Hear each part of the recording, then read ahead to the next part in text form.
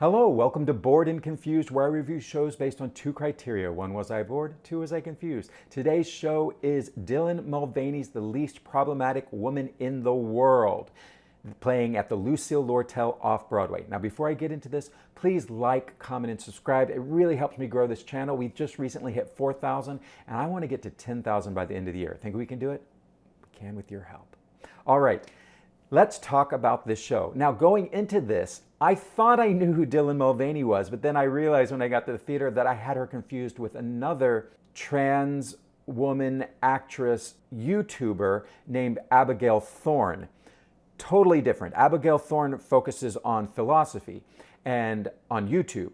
And Dylan Mulvaney is a trans woman who created TikTok videos documenting her gender transformation she started in March 2022 and did daily posts. And these went viral. She got millions of followers and she became one of the most visible trans content creators out there. And now she's got a show off Broadway. She's also known because there was a controversy in 2023 when one of her partnerships with Bud Light got a lot of unpopular attention and caused a boycott of Bud Light. But despite the controversy, she has continued to advocate for empathy, respect, even meeting with Joe Biden to discuss trans issues. Dylan's show began at the Edinburgh Fringe Festival in 2024 under the title Fag Hag.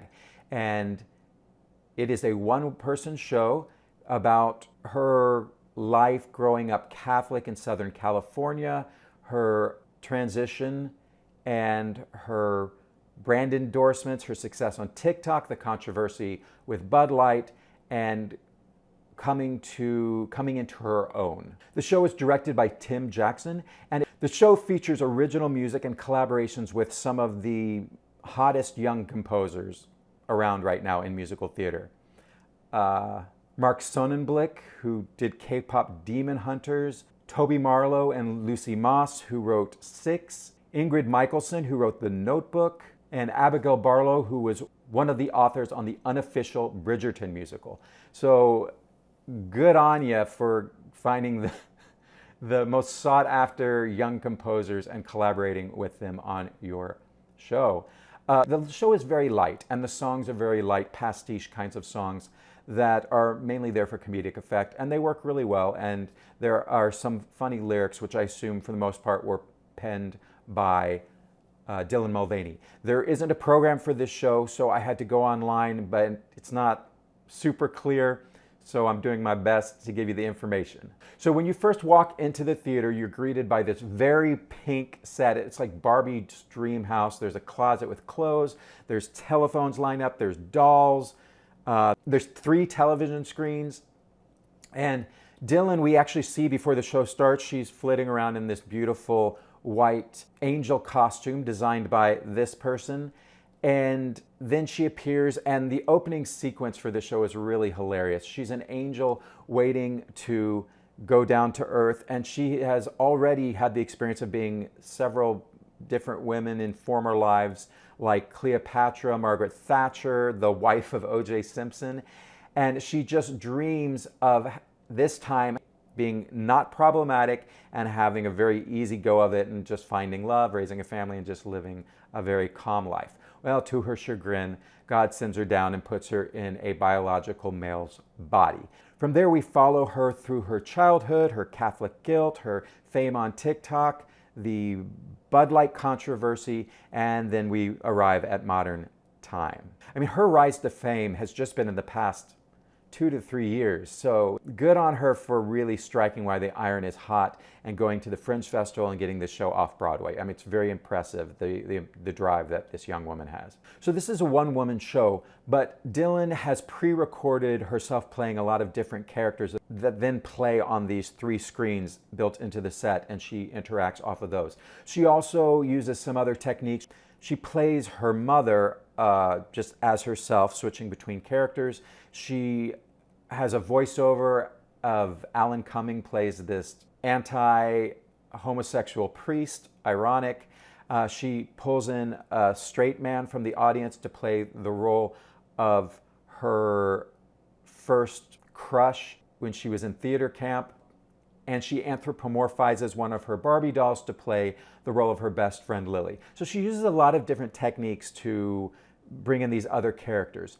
For me, I'm not a huge fan of videos because what I find is there's always that little bit of a pause between the dialogue where you're trying to leave space, and the actor feels like they're a little bit on a railroad having to deliver their line exactly the same way so that it lines up with the video, and it makes it feel a little inorganic for me. But, you know, Dylan does a good job with this. I just was wondering, how would this show play if she just embodied all the characters like we usually see with these shows where really great actors play all the characters in a show? And I think Dylan is up to the task based on the character she plays in the video. That being said, I did wish there was a little more delineation between her and her mother, where she does flip between the two. If she would add more physicality or maybe a different voice, look, it may not be truthful to the person who her mother actually is, but as an audience, I sometimes got a little bit confused when she was switching between her mother and herself. So this show moves along. It's maybe 75, 80 minutes, and it moves on at a clip. It's very campy, there's lots of antics, and Mulvaney is bubbling with life and energy, and she keeps this moving. She has conversations with God that it's a nice through line that connects the show throughout and gives us a good ending, which I'm not going to give away. And her humor and vulnerability makes the show feel very authentic, even when it gets really kind of ridiculous and campy. The show is kind of a hodgepodge of a lot of different ideas, and some sections work better than other sections. And I don't feel like the show really has an arc that's building to this big, profound idea. It does have a nice ending, but there's not a lot of hills and valleys to this show. It kind of just moves along. So there are some sections like the transpalatability section where she's doing a lot of brand endorsements. For that, I felt a little bit like I was ready for it to move on sooner than it did. And this show feels like Mulvaney is really playing a kind of cartoon image of herself, and there are times where I actually wanted a little more insight into who really she was as a person and not this bubbly facade. And maybe it's not a facade, maybe that is genuinely who this person is, but I wanted a little more insight into her as the person. So, was I bored? Was I confused? No, I wasn't bored. I mean, the show's only 75 minutes and it keeps moving at a clip. There were some moments where I was ready for it to move on. There was one section where she does a cage match with her mother that didn't quite work comedically, and so that could use re-examination. Was I confused? Sometimes with the switching between the characters, and there's a section where she's working at kind of like a Sephora-like place, and her boss kills one of the employees, and it was a little bit confused what exactly that was all about. I think the idea was that she wasn't actually killing the person, but she was killing the twink within them, because there's this whole section about twink death, which was funny. But there's some of the comedy was a little bit out there where I wasn't quite sure what we were doing.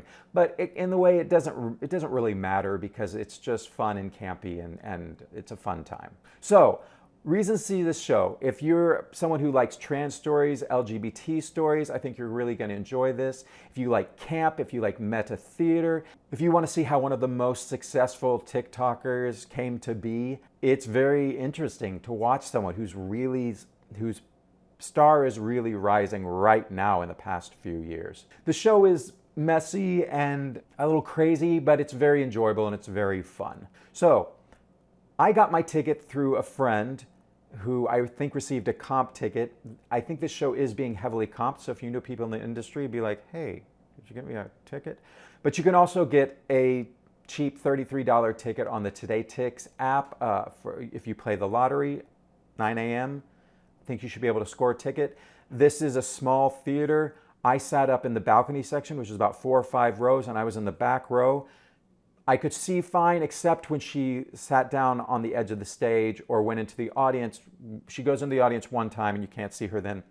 And whenever she came really far down stage, you kind of have to lean forward to see her. But this is what I don't mind. One people show, I'm fine to like dodge and weave a little bit and move around to see them. It's no problem. So really any seat in this theater is fine. So those are my thoughts on Dylan Mulvaney's The Least Problematic Woman in the World. Go check it out. Comment below. Let me know what you thought of the show. It's only playing till October 19th, so grab your tickets and go check out The Least Problematic Woman in the World. Don't wanna drift away.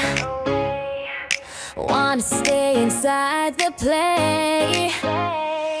Keep me engaged. Keep me amused with what's in front.